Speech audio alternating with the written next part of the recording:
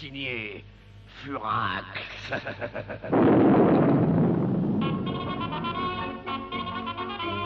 33e épisode.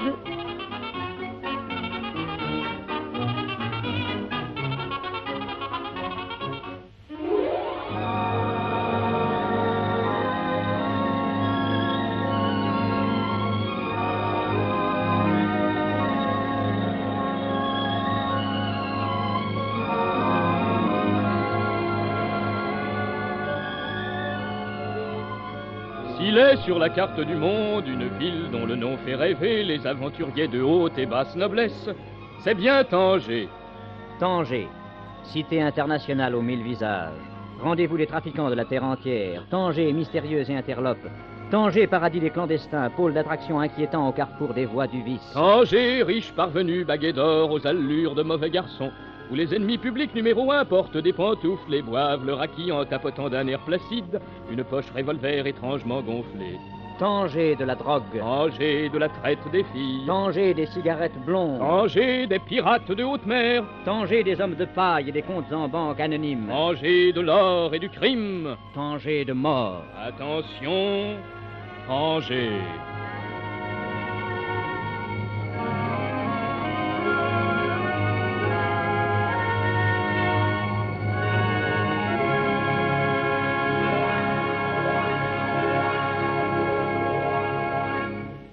Telles étaient les litanies de la ville internationale jusqu'au récent accord du Maghreb. Mais depuis, quel changement!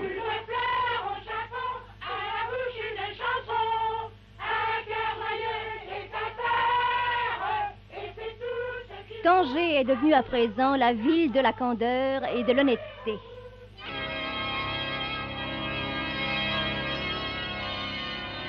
Une lumière de pureté baigne la façade des maisons où vont et viennent des sœurs de charité et des frères de Saint-Charles. La voix édifiante de l'orgue a fait taire à jamais la chanson éraillée des accordéons interlopes. Dans les rues où ne circulent plus les Cadillacs déshonnêtes, les poules picorent des graines de tournesol et des boy scouts font le service d'ordre. Aussi assiste-t-on souvent à maintes scènes charmantes.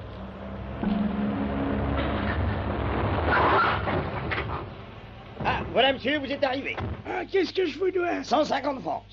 Tiens, autrefois c'était 900 francs. Ah, autrefois, oui, du temps qu'on était des voleurs. Mais maintenant, c'est 150. Ah bon, dites, avez-vous de la monnaie de 10 000? Oh, non, monsieur, les billets de 10 000, ça se voit plus par ici. On les donne aux bonnes œuvres. Ah, mais alors quoi faire? Mais ça fait rien, vous me paierez une autre fois, j'ai confiance. Ah, mais attendez, voilà un boy scout, je vais lui demander. Hé, dis-moi, petit louveteau, as-tu de la monnaie de 10 000? Oh oui, monsieur. Voilà, monsieur. Merci, monsieur. Hé, petit louveteau, tu m'as donné 3 billets de 5 000. C'est ma bonne action d'aujourd'hui. Oh, on est comme ça à présent à Tanger.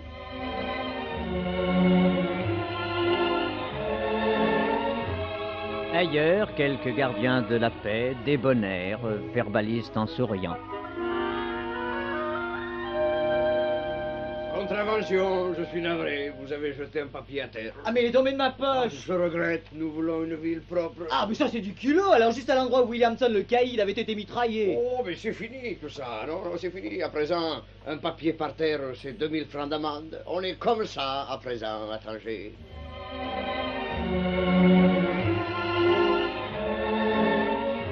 Les plaisirs les plus innocents prennent aujourd'hui l'aspect d'une provocation. Vous avez dit des cigarettes américaines? Et comment j'en aurais des cigarettes américaines? Eh ben, je sais pas, moi, contrebande. Contrebande? Mais vous croyez où?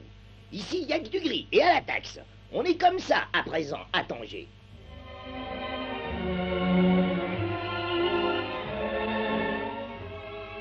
Alors, joli Pépé, on va faire un tour? Un tour? Mais pour qui me prenez-vous? Attendez que mon mari soit sorti du catéchisme. Vous verrez s'il ne vient pas vous tirer les oreilles. Ah bah excusez-moi, j'avais cru, en vous voyant appuyer contre un bec de gaz, fumant une cigarette. Et après? Je peux tout de même pas m'appuyer contre une cigarette pour fumer un bec de gaz. Passez votre chemin, vilain coureur de jupons. Oh là là, quelle pruderie. Ah, on est comme ça, à présent, à Tanger.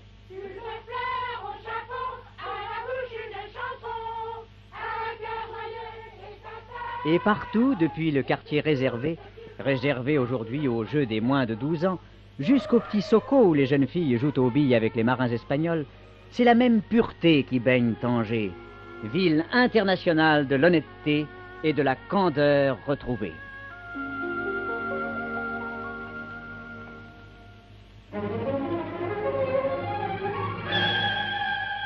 Et c'est dans cette ville idéalement innocente que débarquèrent ce matin-là nos amis détectives Black et White.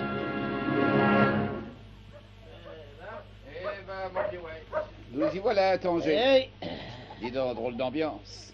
On se croirait dans un petit coin de province. Oui, le fait est, hein. Bon, voyons, ce qu'il nous faut maintenant, c'est trouver le bar de la Grimace. On ne doit pas en être loin. Oh non, sûrement pas. D'après le topo que Fouvreau nous a fait, ça doit être, tu vois, ça doit être. Ah bah c'est oui. là, mon vieux, nous y sommes. Oui. C'est bien ça. Tiens, tu vois, bar de la Grimace. On y va? Bah oui, puisqu'on est venu pour ça, hein. Ouais. Allez, entrons. Ouais.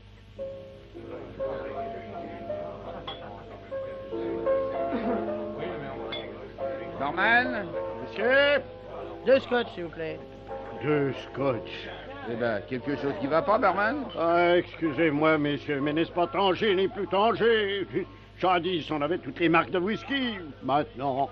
Vous n'avez plus de scotch? Si, monsieur, si, mais il est fabriqué ici, alors forcément... Qu'est-ce que t'as à t'excuser? Si ça leur plaît pas le whisky d'ici, assez de tronches, Eh, c'est à vous deux que je cause!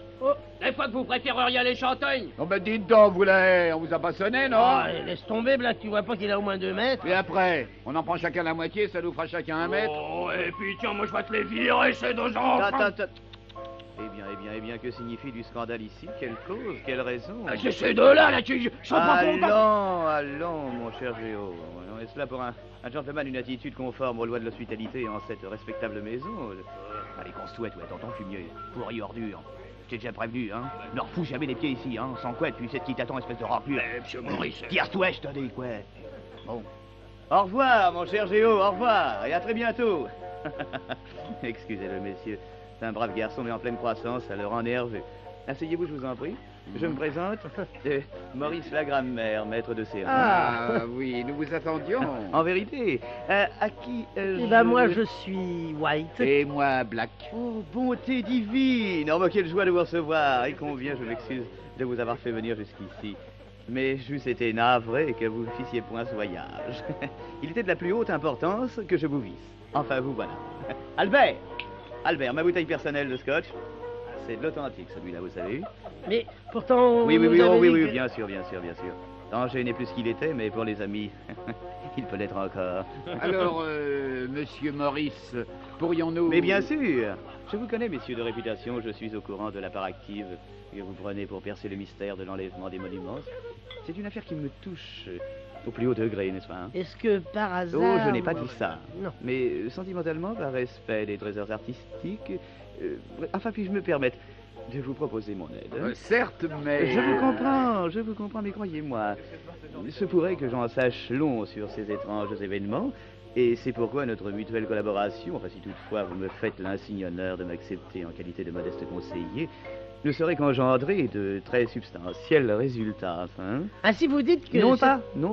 Ah. Mais tout de même, peut-être que... Enfin, le cas échéant, en admettant toutefois qu'une propice éventualité... Enfin, tout ça. Allons déjeuner. Nous pourrons bavarder plus à loisir. Tenez, je vous emmène à la pizzeria. C'est juste en face. Si vous voulez me suivre, je vous en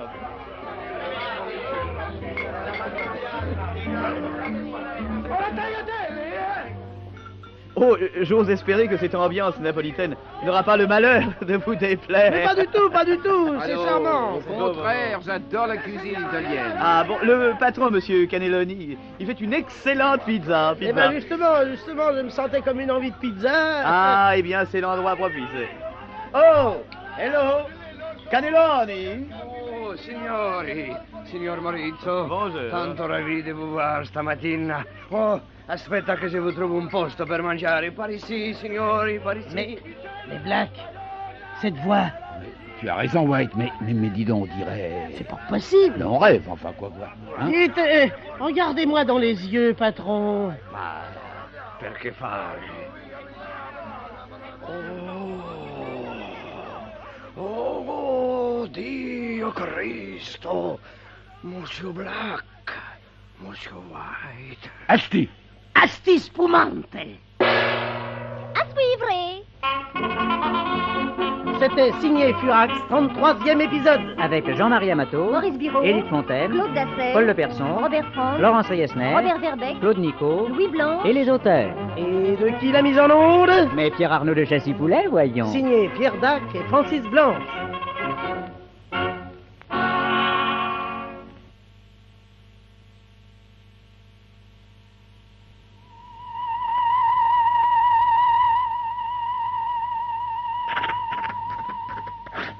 Signé Furax.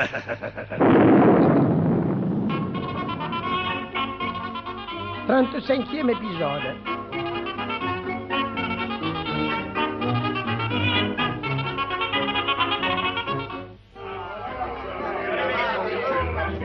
Asti. Asti spumante. Monsieur Black, Monsieur White. Comment, mes beaux amis, le hasard aurait-il voulu que vous rencontrassiez ici à Tanger une personne de votre connaissance? Eh oui, monsieur Maurice la grand-mère, le hasard a voulu... Mais dites-moi, Asti, on n'est donc pas mort. Et que vous savez, c'est la vie, on meurt pas. Je croyais pourtant bien que Malvina vous avait exécuté. Eh si, mais nous autres à Napoli, dès qu'on est tout petit enfant, on apprend à faire les morts, c'est un réflexe, n'est-ce pas? Pan, on tombe, on ne bouge plus, on se retient les souffles, et après, à la grâce de Dieu, on se change les noms, on se refait la vie. Ah, bah bravo. Eh, vous êtes fortiche, vous, au moins. Eh, que voulez-vous? Un héros, ça doit se faire tuer pour qu'on le remarque, mais un lâche comme moi, ça n'a pas besoin de mourir. Si je comprends bien, signor Cannelloni, vous vous appelez Asti Spumante. Eh, bon, qu'importance, hein? Tout ça c'est de la victoire, non? Et alors, on se boit un bicchiere de Chianti. Lello, un fiasco de Chianti dans mon bureau. Allez, venez par ici, mes amis.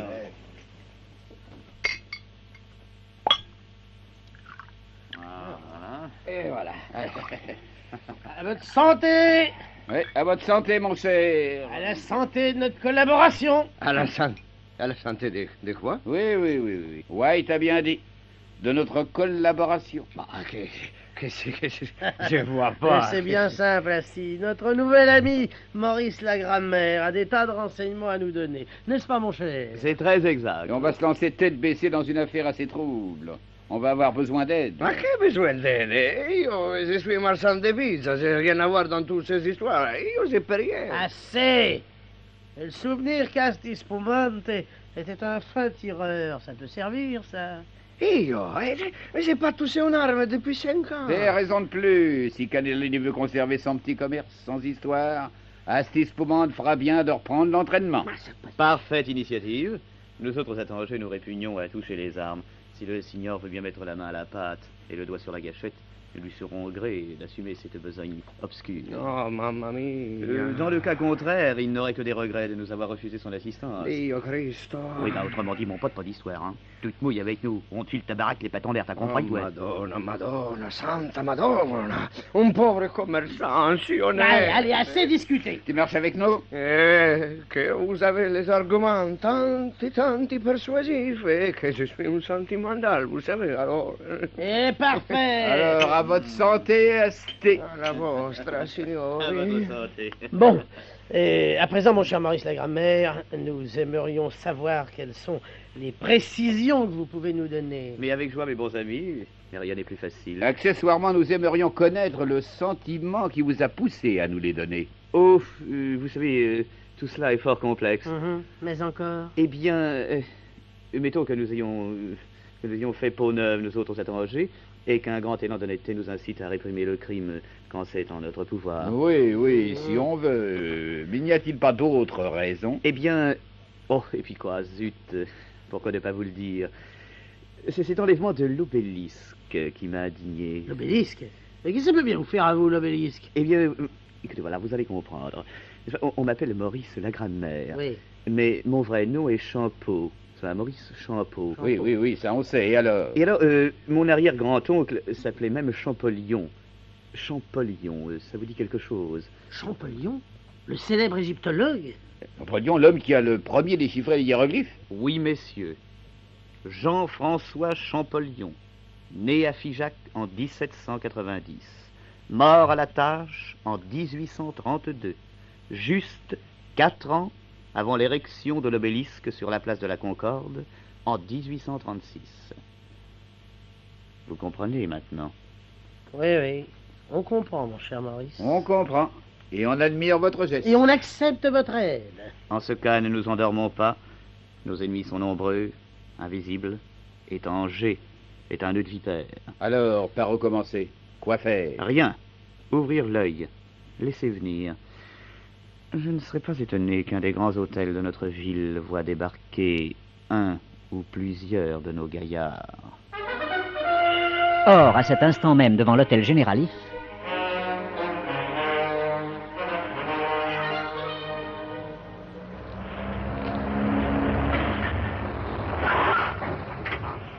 Bien, Grenéache.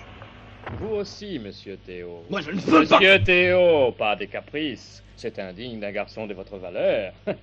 Grenéache, aide monsieur Théo à descendre. Allez, mets-toi le valseur et en vitesse, hein. Doucement, Grognache. N'oublie jamais que monsieur Théo est mon ami, mon collaborateur. Votre jamais. Naturellement. Allons du calme là. Là, voilà qui est mieux. Allez vous asseoir tous les deux dans le hall. Le temps de régler les formalités à la réception.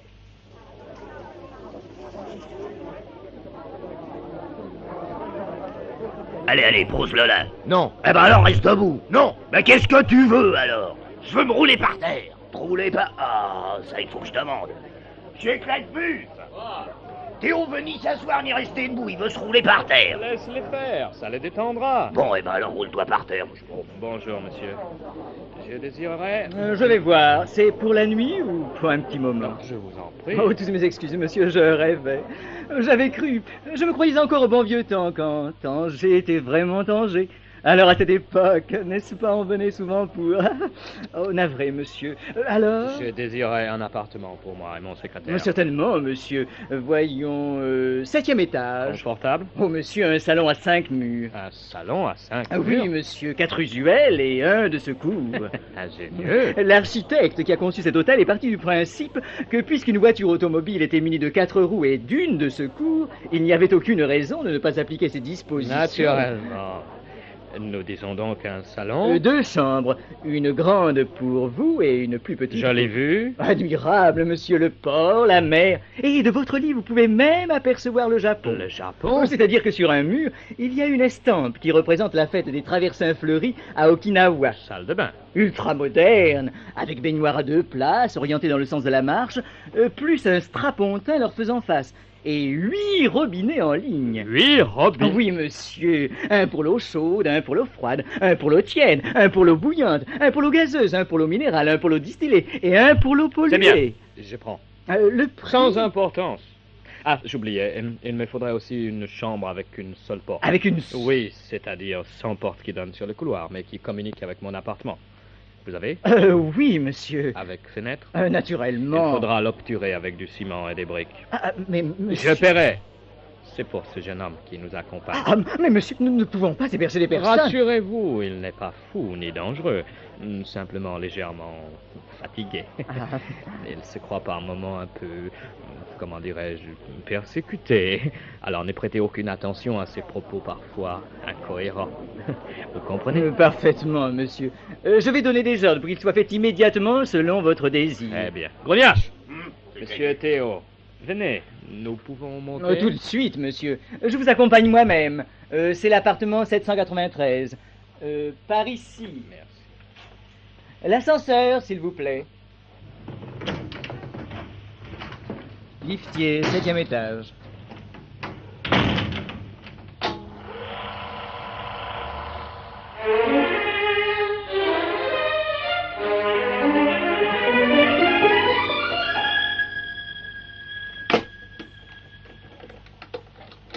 Voilà. Mon cher Théo, vous êtes ici chez vous. Oh, gardez votre ironie, Claquemuf, vous me dégoûtez. Réaction bien compréhensible, ça vous passera. Grognache y veillera. Je le descends, patron. Non! Nous avons eu tant de mal à le faire monter. Et puis, il a du travail à faire. Moi, du travail? Bien sûr. Cet appareil qu'on nous a détruit près du pont d'Avignon et que vous aviez presque reconstitué, il faut nous en refaire un autre. Pourquoi vous demandez pas à celui qui vous l'avait construit? Assez, Grognache! Je Cette personne n'est hélas plus parmi nous. Nous pensions n'en avoir plus besoin, alors... bêtement... Et vous voudriez que... Je l'exige, mon cher Théo. Et si je refuse? Assez, grognache! Ne te moque pas d'un jeune homme qui va avoir très, très faim. À suivre. Comme un régime. Assez, grognache! C'était signé Furax, 35e épisode. Avec Jean-Marie Amato, Maurice Biraud, Édith Fontaine, Claude Dasset, Robert Franck, Laurence Riesner, Robert Verbeck Claude Nico et les auteurs. Et de qui la mise en onde? Mais Pierre Arnaud de Châssy-Poulet, voyons. Non! Signé Pierre Dac et Francis Blanc.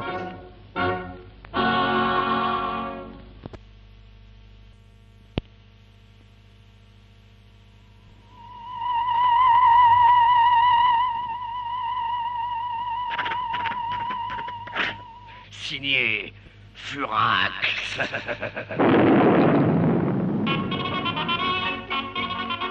36e épisode.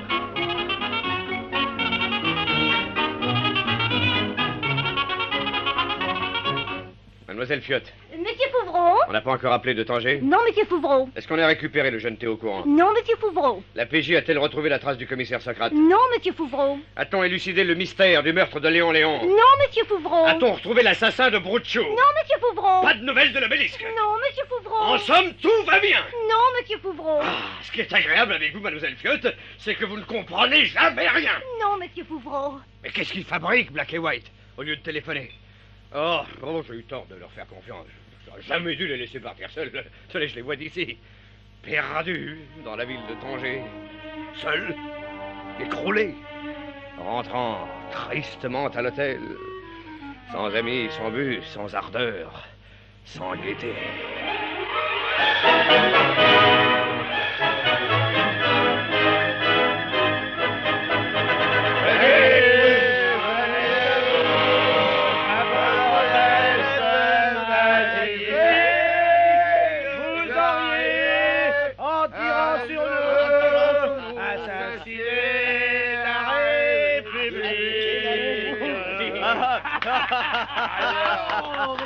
Écoutez, bravo cher Black, bravo cher Mike, mes compliments aussi sincères que mérités. Ah, Boris, la grammaire, t'es trop indulgent. Ouais, nous, on est des amateurs. Oh, que non, l'on bel canto, je les connais. Ah, c'était qu'un flat.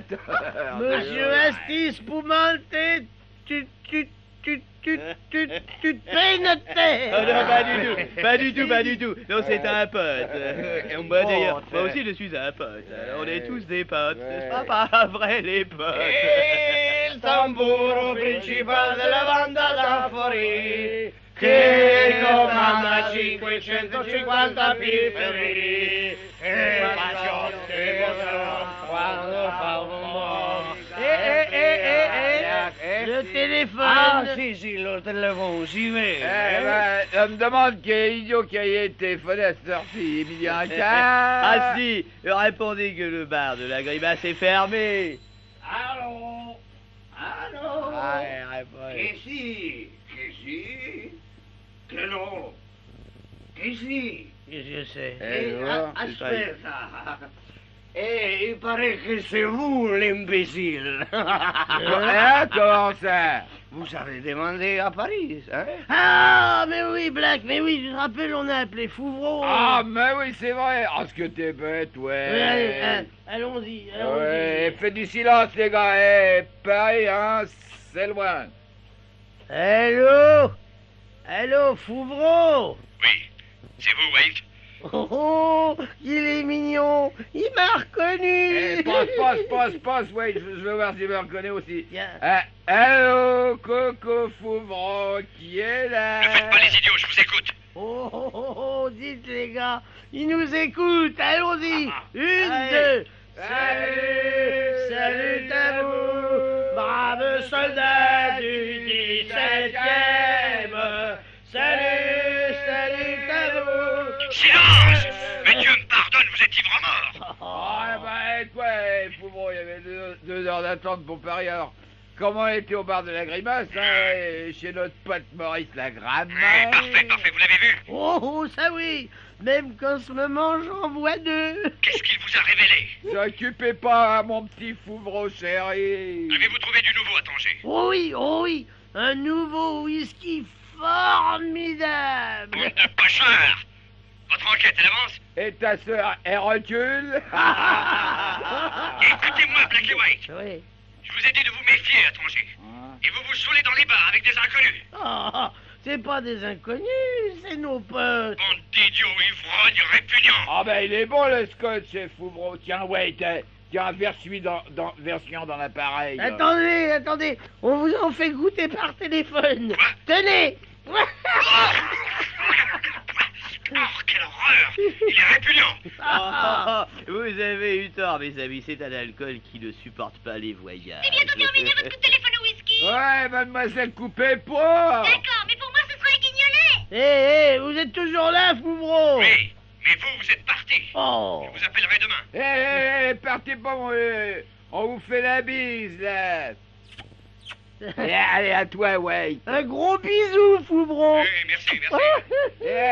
À part ça, quoi de neuf à Paris? Eh bien, vous vous en fichez peut-être, mais l'Institut d'électronique a été reconstruit. Non. Et le professeur Hardy Petit y a repris sa place. Non. Et l'inauguration a lieu en ce moment. Non. Si. Alors, youpi pour l'Institut reconstruit. Youpi.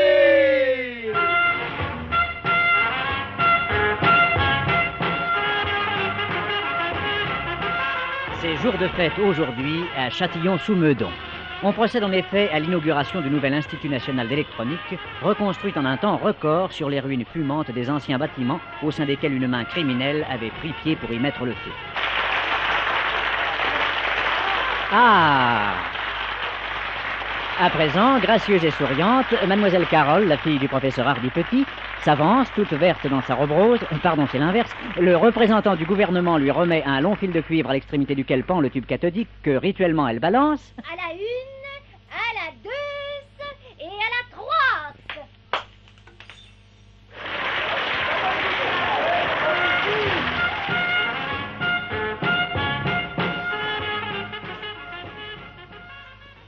Oh, Carole, ma petite fille. Oui, papa. Oh, je suis brisé. Cette inauguration, cette foule, le discours du ministre. Tiens, donne-moi quelque chose à boire.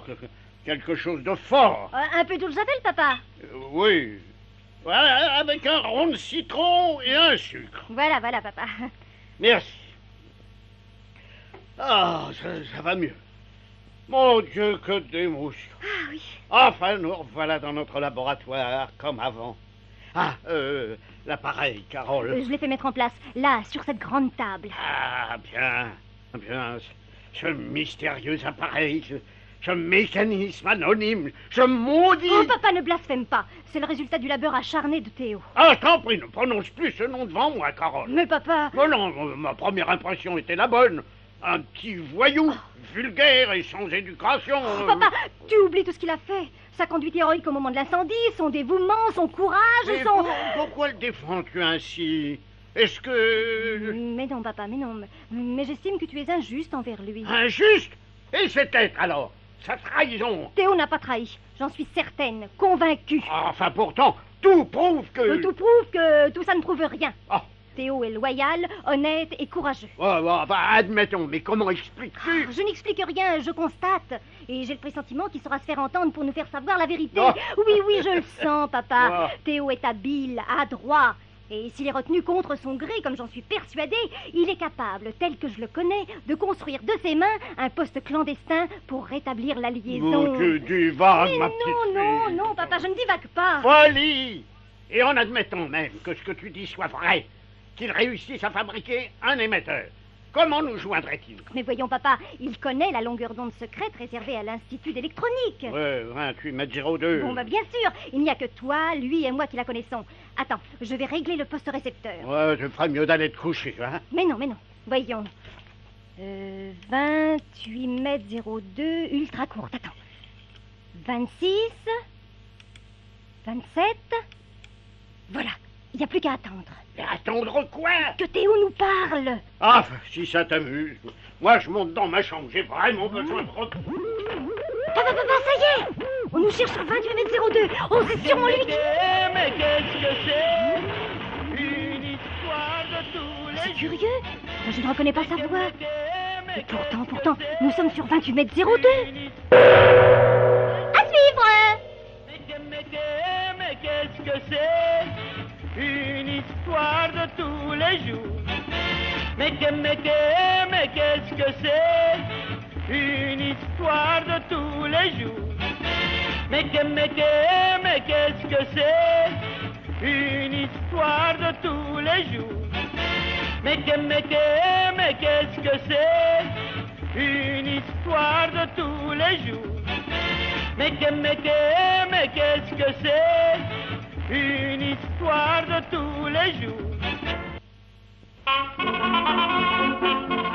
C'était signé Fouras, le 36e épisode. Avec Jean-Marie Amato, Maurice Biraud, Édith Fontaine, Claude Basset, Robert Franck, Laurence Riesner, Robert Verbeck, Louis Blanche et les auteurs. Ma dès qui la mise en onde? et Pierre Arnaud de Chassis-Poulet, voyons. Signé Pierre Dac et Francis Blanche.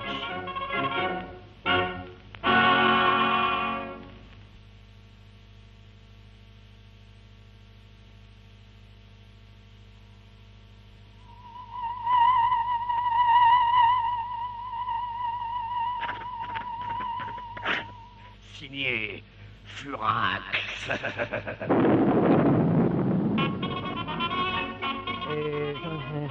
37e épisode.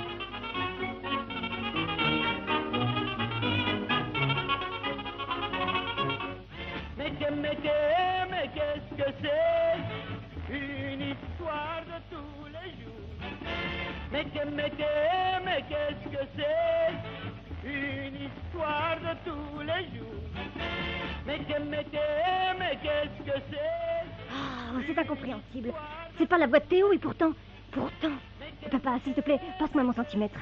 Ton centimètre de couture? Pourquoi faire? Oh, pour mesurer la longueur d'onde. Là, merci papa. Voyons, pas d'erreur. C'est bien ça. 28m02. Oh, mais qu'est-ce que c'est? Oh là, ma petite fille, sois raisonnable et ferme ce poste. J'en ai assez, moi, d'entendre toujours ce même refrain. Toujours ce même refrain, toujours ce même... Oh, papa, mais oui, j'en suis sûre maintenant. Sûr de quoi? Que c'est Théo. Mais enfin... Oh, mais réfléchis, papa, cette répétition continuelle de la même chanson sur notre longueur d'onde secrète de 28m02. Mais c'est certainement pas un hasard. C'est voulu pour nous alerter, nous mettre en éveil. Ah, en éveil de quoi? Ça n'a aucune signification. Oh, apparemment, papa, c'est comme un indicatif qui annonce quelque chose. Oh, mais je le sens. Ça veut dire, ne quittez pas l'écoute, attendez, patientez. On va vous parler de... Allons, Carole, assez divaguer, ferme ce poste. Non, papa, non. Ah, Carole. Non et non. Et si tu veux mon avis, il faut tout de suite prévenir Monsieur Fouvreau. Pendant ce temps-là, à Tanger, enfermé dans une chambre de l'hôtel Généralif, Théo se réjouit intérieurement de sa trouvaille.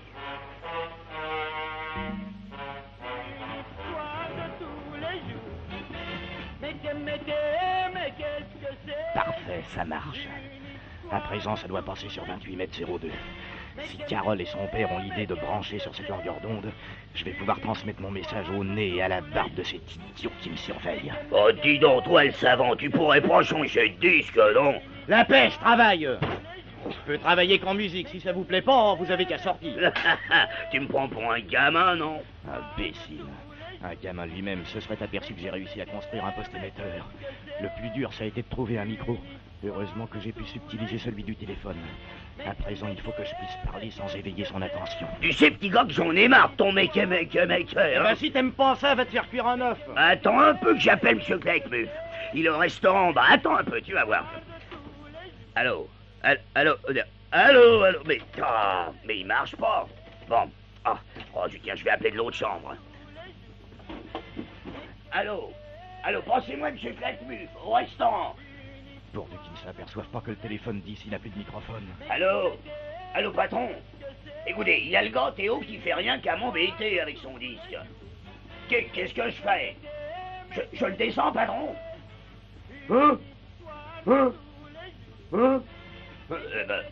d'accord, patron, d'accord. Ouais, Eh ben, t'as de la chance que M. Claquemuf ait besoin de toi, et de l'appareil que t'es en train de construire, hein. Eh ben, arrêtez-le, ce disque, si vous embête. Oh, enfin, tu commences à devenir raisonnable. Oh là là, ça fait du bien. Je peux quand même chanter, non? Ouais, si tu veux, mais dans le ton. Quel ton? Celui que tu veux, mais dans le ton.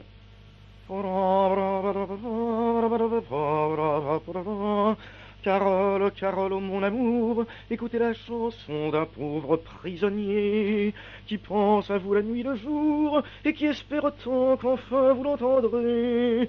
Oh, oh mes amis, m'entendez-vous? Je suis si seul et loin de tout, le parfum entre ses dents, le méchant loup me tient si fort que je deviens fou. Mes bons amis, écoutez bien, je vais essayer mine de rien de vous donner les renseignements pour me retrouver rapidement. Prenez des notes sans vous tromper car je ne pourrai pas répéter. Écoutez la conversation et tirez-en des conclusions. Et là-bas, à Paris, penchés sur le poste récepteur, Carole et son père... Papa, tu entends? Oui. Monsieur Fouvron, vous entendez? Vous voyez bien que Théo ne nous a pas trahis. Écoutez. Mes bons amis, écoutez bien, je vais essayer mine de rien de vous donner les renseignements pour me retrouver rapidement. Prenez des notes sans vous tromper car je ne pourrai pas répéter. Écoutez la conversation et tirez-en des conclusions. Vite, un papier, un crayon. Écoutez, notez, Carole. Je note. Ma chanson ne vous gêne pas, monsieur Grougnache? Elle me gêne pas, elle me casse les pieds. Eh, moi je vous dis que je ne peux travailler qu'en musique. Si votre patron, monsieur Claquemuf, je dis bien Claquemuf, veut que je reconstitue l'appareil qui a été détruit près du pont d'Avignon, il faut me laisser tranquille. Et alors, on te l'affiche la paix? Eh, si vous croyez que c'est agréable d'être enfermé à Tanger, au 7e étage de l'hôtel Généralif, je dis bien Généralif. Ouais, tu te plais pas ici? Eh, gros malin, pas de porte et pas de fenêtre. Il est beau l'appartement 793. Je dis bien 793. Un 7, un 9 et un 3. Pourquoi tu répètes toutes tes phrases? Je suis pas sourd. T'occupe pas. Tiens, branche plutôt la radio. Ça y est, la radio maintenant. Parfaitement, c'est l'heure où j'écoute le courrier du cœur sur 28 mètres 02. Le courrier du cœur?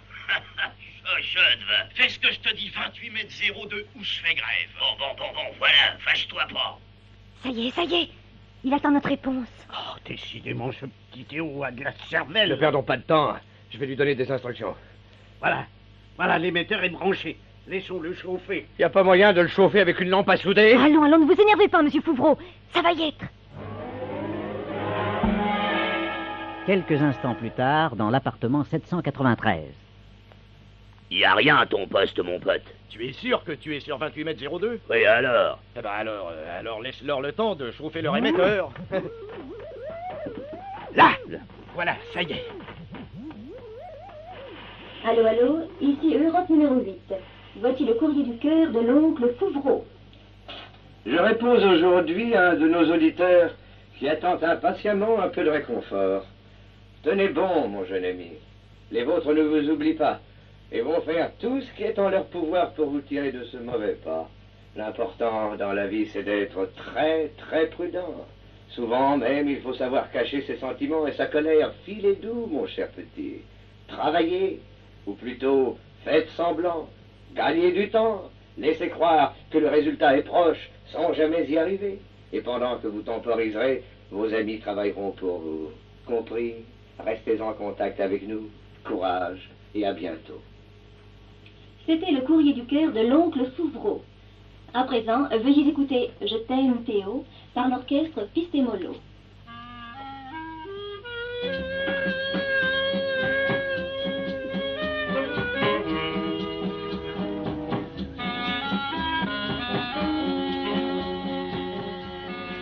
Ça va maintenant, tu peux fermer ton poste. Ah ben, c'est pas dommage. Tiens. Voilà. Alors, Gougnache, et cette année tranquille? Ah, oui, monsieur Claquemuf. À part la radio, le phono et les chansons. Laisse-le faire. Ça l'aide à travailler. N'est-ce pas, Théo? J'aime la musique, c'est plus fort que moi. Ah, et cet appareil, ça avance? Oh, je ne désespère pas, mais vous parlez d'un boulot. Je me demande si j'y arriverai. Je le veux. Je le descends, patron. Non. Téléphone plutôt pour me faire monter un lait glacé. Ah, le téléphone, il est cassé, monsieur Claquemuse. Cassé? Fais voir. La télé. Tiens. Bizarre. On dirait que le micro a disparu. À suivre. C'était signé Furax, 37e épisode. Avec Jean-Marie Amato, Maurice Biraud, Edith Fontaine, Claude Dasset, Robert Franz, Laurence Priesner, Robert Verbeck, Claude Nico, Louis Blanche et les auteurs. Et de qui la mise en onde? Mais Pierre Arnaud de Châssis-Poulet, voyons. Signé Pierre Dac et Francis Blanche.